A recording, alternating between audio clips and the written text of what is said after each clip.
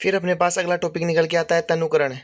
तनुकरण की अगर अपन परिभाषा देखें तो जल में अम्ल या क्षार मिलाने पर आयन की सांद्रता में प्रति इकाई आयतन में कमी हो जाती है। इस प्रक्रिया को क्या कहते हैं?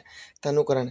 दोबारा सुनिए, जब जल में अपन अम्ल और क्षार मिलाते हैं तो इनकी सांद्रता में प्रति इकाई आयतन में क्या हो जाती है बेटा? कमी। इस प्रक्रिया को क्या कहते हैं? तनुकरण। क्या कहते हैं? तनुकरण। फिर आता है इसके बाद में अपने पास पीएच स्केल। अपने पास अगला टॉपिक कौन सा आता है? PH scale. पीएच का आपको पूरा नाम पता होना चाहिए, आपके एग्जाम में पूछा जाता है। 1 नंबर का क्वेश्चन ये आपसे पूछे कि पीएच का पूरा नाम क्या है, तो आपको बता देना है पोटेंज हाइड्रोनियम। क्या बताना है? पोटेंज हाइड्रोनियम। और पीएच में जो पी होता है वो पुषांश का सूचक होता है। इंग्लिश में इसको क्या बोलते हैं? पोटेंज, जिसका अर्थ होता है शक्ति। क्या होता है? शक्ति। अगर अपन इसकी डेफिनेशन देखें तो पीएच का पूरा नाम पोटेंज हाइड्रोनियम होता है। और इस पीएच में पी सूचक है पुषांश का, जिसको पोटेंज बोलते हैं, जिसका अर्थ होता है शक्ति। अगर अपन इसकी दूसरी डेफिनेशन देखें तो दूसरी डेफिनेशन अपने पास ये होती है कि किसी विलयन में उपस्थित हाइड्रोजन आयन की सांद्रता ज्ञात करने के लिए जो स्केल काम में लिया जाता है या जो स्केल काम में लिया जाता है उसे क्या कहते हैं? PH scale. क्या कहते हैं बेटा? उसे पीएच स्केल। दोबारा इसकी डेफिनेशन सुने, किसी विलयन में उपस्थित हाइड्रोजन आयन की सांद्रता ज्ञात करने के लिए जो स्केल काम में लिया जाता है उसे क्या कहते हैं? PH scale. सबसे पहले पीएच स्केल के बारे में आपको पता होना चाहिए कि इसमें सांद्रता किसी भी विलयन की कैसे देखी जाती है। जैसे मान लो आपके पास एक पीएच स्केल है, अगर अपन बेसिक से देखें तो आप एक नॉर्मल स्केल ही ले लो, उसमें 0 से 14 तक काउंटिंग यानी कि गिनतियाँ आती हैं। अगर आपके पास वो स्केल है पीएच, तो उसमें अगर उसका मध्य बिंदु देखें जहाँ पे आपके पास कौन सा डिजिट आएगा? 7। तो वो तो आपके पास किसको दर्शाता है? उदासीन बिंदु को। किसको दर्शाता है? उदासीन बिंदु को, जहाँ ना तो अम्ल होता है कोई पदार्थ और ना ही कोई पदार्थ क्षार होता है। अगर 7 से नीचे कोई पदार्थ आ रहा है तो वो क्या होगा? आपके पास अम्ल। 1 से 7 के बीच में कौन सा कोई भी पदार्थ का विलयन की सांद्रता आ रही है तो क्या होगा? वो अम्ल। और 7 से 14 के बीच में कोई भी विलयन की सांद्रता आ रही है तो वो क्या होगा? आपके पास क्षार। ये आपके पास क्या होता है बेटा? PH scale. क्या होता है बेटा? PH scale. इसके बाद में आगे की चीज़ें जो देखें वो इस प्रकार से हैं कि हाइड्रोजन आयन की सांद्रता जितनी अधिक होगी उसका पीएच का मान उतना ही क्या होगा? कम। यानी कि किसी अपने पास कोई विलयन है, अगर उसकी सांद्रता ज़्यादा है इसका मतलब वो क्या है? अम्ल है। और आप सभी को पता है पीएच स्केल में अम्ल का मान हमेशा 1 से 7 के मध्य होता है। फिर आता है आपके पास दूसरा पॉइंट कि किसी भी फिर अपने पास दूसरा पॉइंट ये है कि किसी भी उदासीन विलयन के लिए पीएच का मान क्या होगा? 7 होगा। किसी भी उदासीन विलयन के लिए पीएच का मान कितना होगा? 7 होगा। अभी मैंने आपको बताया था कि आपके पास पीएच स्केल है, इसमें 0 से 14 तक काउंटिंग होती है और आपके पास जो मध्य डिजिट होता है जो कि 7 नंबर का होता है वो आपके पास क्या होता है? उदासीन होता है। क्या होता है? उदासीन। उदासीन का मतलब ये होता है बेटा, न तो वो अम्लीय व्यवहार करता है, नहीं क्षारीय व्यवहार। फिर इससे अगले पॉइंट में अगर अपन देखें कि जिस विलयन का पीएच का मान 7 से कम है, कितने से कम है? 7 से कम है, तो वो क्या होगा? विलयन अम्लीय होगा। क्या होगा? विलयन अम्लीय होगा। अगर किसी विलयन का मान 7 से नीचे है तो क्या होगा? विलयन अम्लीय। और अगर वह विलयन का मान 4 से और भी नीचे है यानी कि 1 से 4 के बीच में, तो क्या है आपके पास? वो प्रबल अम्ल। क्या है? प्रबल अम्ल। अगर वो 4 से 7 के बीच में है तो वो क्या है? दुर्बल अम्ल। क्या है? दुर्बल अम्ल। और 7 से और कितने 9 के बीच में तो क्या है आपके पास? वो दुर्बल क्षार। क्या है? दुर्बल क्षार। 7 के से 9 के बीच में और 9 से 14 के बीच में है तो आपके पास वो क्या है? प्रबल क्षार। क्या है? प्रबल क्षार। इसके आगे के बिंदु को अगर अपन देखें तो देखो, जिस विलयन का पीएच का मान 7 से अधिक होता है तो ये विलयन क्या होगा? क्षारीय होगा। क्या होगा? क्षारीय होगा। जिस भी विलयन के पीएच का मान 7 से अधिक है तो ये विलयन क्या होगा बेटा? आपके पास क्षारीय होगा। आगे का पॉइंट आपके पास निकल के ये आता है कि आपके पास कुछ पदार्थ दिए हुए हैं, उनके पीएच के मान दिए हुए हैं। आपके पास जैसे जठर रस है, इसका पीएच का मान कितना है? 1.2। इसका मतलब ये कैसा है? बस जो आपके पास जठर रस है इसके पीएच का मान कितना है? 1.2। ये अम्लीय है। नींबू का रस 2.2, ये अम्लीय है। शुद्ध जल 7 है, ये क्या आपके पास? उदासीन है। रक्त क्या है? ये आपके पास 7.4, ये भी उदासीन है।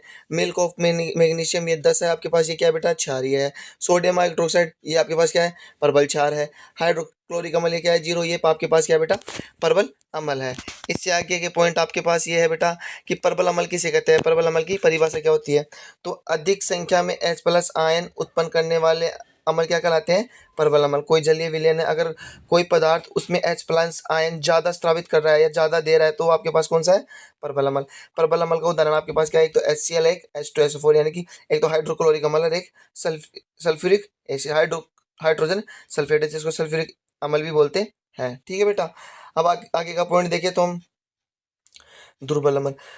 दुर्बल अम्ल की अगर अपन परिभाषा देखें तो कम संख्या में H प्लस आयन उत्पन्न करने वाले अम्ल क्या कहलाते हैं आपके पास? दुर्बल अम्ल। अगर आप किसी कोई ऐसा पदार्थ है वो आपके पास विलयन के अंदर H प्लस आयन कम उत्सर्जित कर रहा है तो आपके पास क्या है? वो दुर्बल अम्ल। क्या है? दुर्बल अम्ल।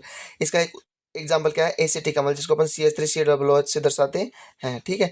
इसके बाद में आपके पास अगला जो टॉपिक है वो आपके पास परबल क्षार है। परबल क्षार का मतलब आपके पास इसमें पीएच का मान कितना होगा बेटा?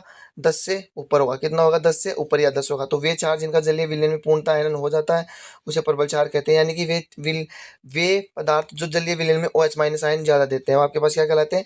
परबल क्षार। क्या कहलाते हैं आपके पास? परबल क्षार। परबल क्षार के अगर अपन उदाहरण देंगे तो आपके पास क्या हो जाएगा? एक तो NaOH हो जाएगा और एक KOH हो जाएगा। ठीक है। फिर आता है आपके पास दुर्बल क्षार। दुर्बल क्षार क्या होते हैं? वे क्षार जो जलीय विलयन में पूर्णतः आयनित नहीं होते हैं। यानी कि जो आपके पास जलीय विलयन के अंदर क्या होगा? OH माइनस आयन्स क्या देंगे? कम देंगे। क्या कहलाते हैं आपके पास? दुर्बल क्षार कहलाते हैं। दुर्बल क्षार के लिए अपन एग्जांपल ले तो आपके पास क्या हो जाएगा? NH4OH और MgOH2। ये आपके लिए दुर्बल क्षार के क्या हो जाएंगे बेटा? एग्जाम्पल हो जाएंगे। फिर इससे अगला टॉपिक हमारा यह है अम्लीय वर्षा। आखिर अम्लीय वर्षा होती क्या है? अम्लीय वर्षा के बारे में अपन पढ़ते हैं। तो अम्लीय वर्षा देखो क्या होती है? वर्षा के जल की पीएच का मान कितना? 5.6 से क्या हो जाए? कम हो जाए तो आपके पास वो वर्षा क्या कहलाएगी? अम्लीय वर्षा। यानी कि आपकी जो नेचुरल बारिश होती है उसके पीएच का मान अगर 5.6 से कम है तो आपकी वो कौन सी बरसात कहलाएगी? अम्लीय बरसात। कौन सी बरसात कहलाएगी? अम्लीय बरसात। अम्लीय बरसात के अगर अपन कुप्रभाव देखें तो अम्लीय वर्षा का जल जब नदी में प्रवाहित होता है तो नदी के जल का पीएच का मान क्या हो जाएगा? कम हो जाएगा। जैसे ही ये पानी आपका नदी में मिलेगा तो वह नदी का पानी का जो पीएच का मान है वो कम हो जाएगा। और आपको पता है कि शुद्ध पानी का पीएच कितना होता है? 7 होता है, जो कि क्या होता है? उदासीन होता है। दूसरा पॉइंट देखें कि अम्लीय वर्षा के कुप्रभाव किन किन चीजों के ऊपर पड़ते हैं। तो अम्लीय वर्षा के कारण संगमरमर से बना हुआ ताजमहल भी क्या पड़ने लगा है? काला पड़ने लगा है। क्या पड़ने लगा है? काला। क्योंकि कैल्शियम कार्बोनेट वर्षा में उपस्थित अम्ल से क्रिया कर लेता है। कैल्शियम कार्बोनेट का फॉर्मूला होता है बेटा CaCO3। ठीक है। फिर आता है आपके पास दैनिक जीवन में पीएच का महत्व। आपकी जो आपका जो दैनिक जीवन जैसे आपका शरीर है उसमें पीएच का क्या महत्व है? ठीक है। इन सब चीज़ों के बारे में अपन चर्चा करते हैं। जैसे मान लो आपके पास पहला पॉइंट है कि हमारे शरीर का पीएच परास कितना होता है बेटा? 7.0 से 7.8। कितना होता है? 7.0 से 7.8। ये याद रख लेना, ये एक नंबर का क्वेश्चन पूछा जा सकता है आपके एग्जाम में। ठीक है। दूसरा पॉइंट आता है आपके पास वर्षा के जल का पीएच का मान 5.6 से कम हो जाए उसे क्या कहते हैं? अम्लीय वर्षा। अभी अपन ने ऊपर में पढ़ा था कि वर्षा के जल का मान वर्षा के जल का पीएच का मान अगर 5.6 से कम हो तो क्या हो जाएगी? वो आपके पास अम्लीय वर्षा। क्या हो जाएगी आपके पास बेटा? अम्लीय वर्षा। फिर आता है आपके पास हमारा जो उदर होता है वह HCl उत्पन्न करता है। अगला पॉइंट क्या है? हमारा उदर HCl उत्पन्न करता है। यह अम्ल हमारे उदर को हानि पहुंचाए बिना हमारे भोजन में पाचन में क्या करता है? सहायता करता है। ठीक है। अपचन होने के कारण हमारे उदर में अधिक मात्रा में HCl उत्पन्न होता है जिससे पेट दर्द जलन का अनुभव होता है। उससे मुक्त होने हेतु अपन एंटासिड का प्रयोग करते हैं। किसका?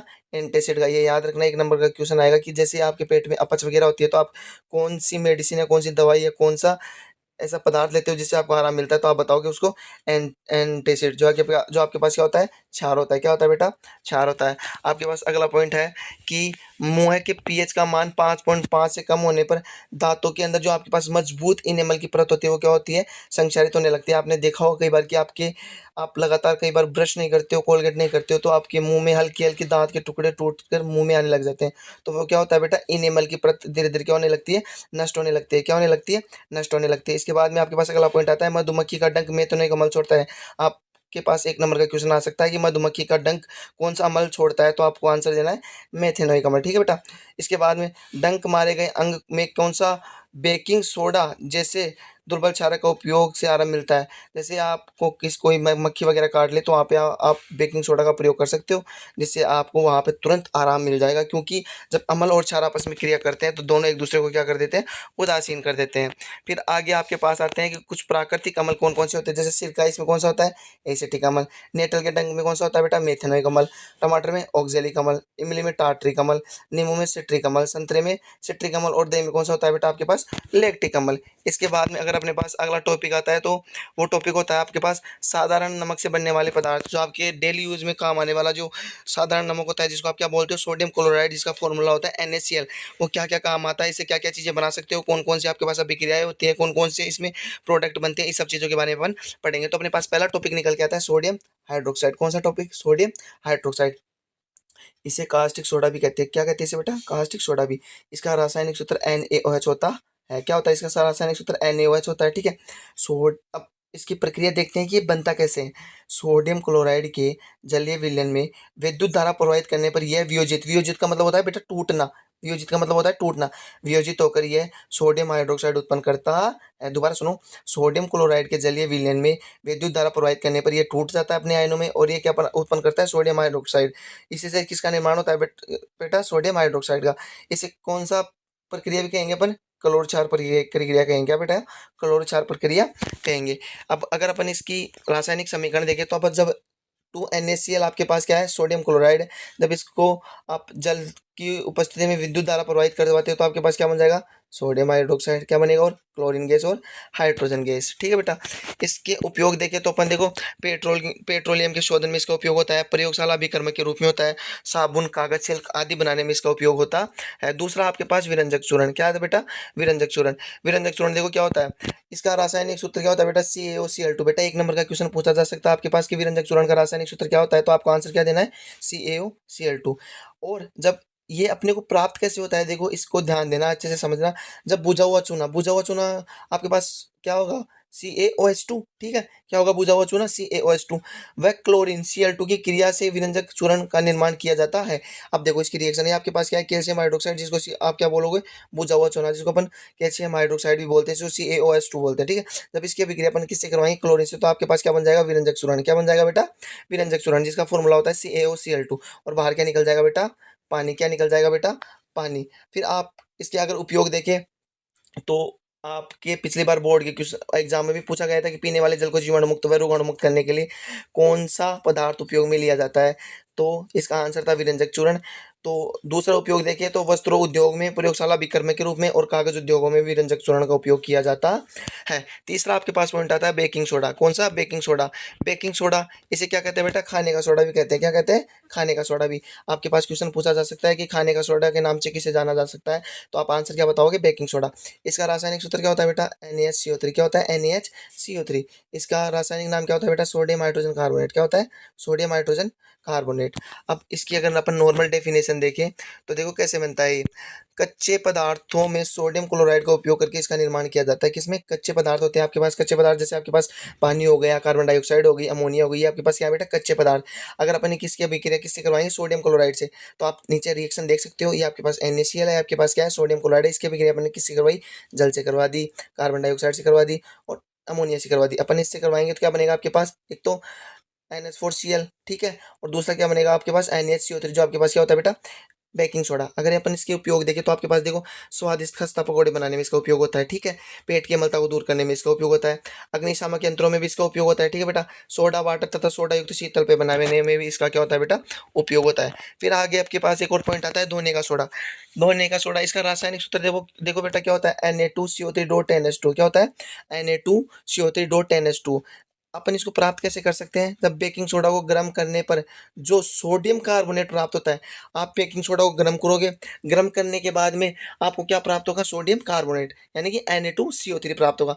उसके पुनः क्रिस्टलीकरण से, यानी कि जब उसकी अभिक्रिया आप किससे करवाओगे, पानी से वापस से करवाओगे, इसके पानी से। और पानी कितने होने चाहिए आपके पास, पानी के 10 अणु होने चाहिए। कितने अणु होने चाहिए बेटा, 10 अणु। तभी आपके पास क्या बनेगा, बेकिंग सोडा, जिसको अपन बोलते हैं धोने का सोडा। सॉरी, आपके पास क्या बनेगा, धोने का सोडा। मैंने आप पे सोडियम डाइकार्बोनेट ले लिया बेटा, ठीक है। इसकी अभिक्रिया मैंने 10 जलों के अणुओं के साथ करवा दी, और जो कि क्या है, पुनः क्रिस्टलीकरण अभिक्रिया है। इसे मेरे पास क्या बन गया बेटा, धोने का सोडा, जिसका फॉर्मूला क्या होता है, Na2CO3.NH2 होता है। इससे आगे अगर अपन पॉइंटों की बात करें तो आपके पास अगला पॉइंट आता है इसके उपयोग। इसके उपयोग देखो क्या क्या होते हैं। इसका उपयोग कांच, साबुन एवं कागज उद्योगों में किया जाता है। घरों में साफ सफाई के लिए किया जाता है बेटा। प्रयोगशाला अभिकर्मक के रूप में किया जाता है। जल की स्थायी कठोरता को हटाने के लिए भी इसका उपयोग किया जाता है। फिर आपके पास अगला पॉइंट आता है बेटा, वेरी वेरी इंपॉर्टेंट है, प्लास्टर ऑफ पेरिस, जिसको बोलते हैं POP, प्लास्टर ऑफ पेरिस। इसका रासायनिक सूत्र होता है बेटा CaSO4.12H2। कितना होता है, CaSO4.12H2। जो आपके पास ये हाफ दे रखा है ना, इसको बोलेंगे अपन अर्धाइड्रेट। क्या बोलेंगे, अर्धाइड्रेट। और जो आपके पास 1/2 के फॉर्म में आएगा उसको बोलेंगे हेमीहाइड्रेट। क्या बोलेंगे बेटा, हेमीहाइड्रेट। अगर अपन इसकी नॉर्मल परिभाषा देखें तो देखो, जिप्सम को 373 केल्विन पर जब गर्म किया जाता है तो ये जल के अणुओं का त्याग कर कैल्शियम सल्फेट या अर्धाहाइड्रेट या हेमीहाइड्रेट बनाता है। इसे प्लास्टर ऑफ पेरिस कहते हैं। दोबारा इसकी परिभाषा देखो, जिप्सम को 373 केल्विन पर गर्म करने पर यह जल के अणुओं का त्याग कर कैल्शियम सल्फेट अर्धहाइड्रेट या हेमीहाइड्रेट में कन्वर्ट हो जाता है। इसे प्लास्टर ऑफ पेरिस कहते हैं। इसकी एग्जाम्पल या उदाहरण या रासायनिक समीकरण कुछ इस प्रकार से है। ये आपके पास क्या है, CaSO4 डॉट हाफ H2O, ठीक है। इसकी अभिक्रिया किससे करवाएंगे अपन, हेमीहाइड्रेट जल से, ठीक है। तो आपके पास क्या बन जाएगा, जिप्सम बन जाएगा। क्या बन जाएगा बेटा, जिप्सम, जिसका फॉर्मूला क्या होता है, CaSO4 डॉट 2H2O होता है। अगर अपन इसके उपयोगों की बात करें तो सबसे पहले भवन निर्माण में इसका उपयोग होता है, किसमें, भवन निर्माण में। दूसरा आपके पास दंत चिकित्सा में भी इसका उपयोग होता है, किसमें, दंत चिकित्सा में। तीसरा आपके पास मूर्तियां आदि सजावटी सामानों को बनाने में इसका उपयोग होता है, किसमें, मूर्तियां आदि सजावटी सामानों को बनाने में। दूसरा चौथा इसके में अंदर बेटा टूटी हड्डियों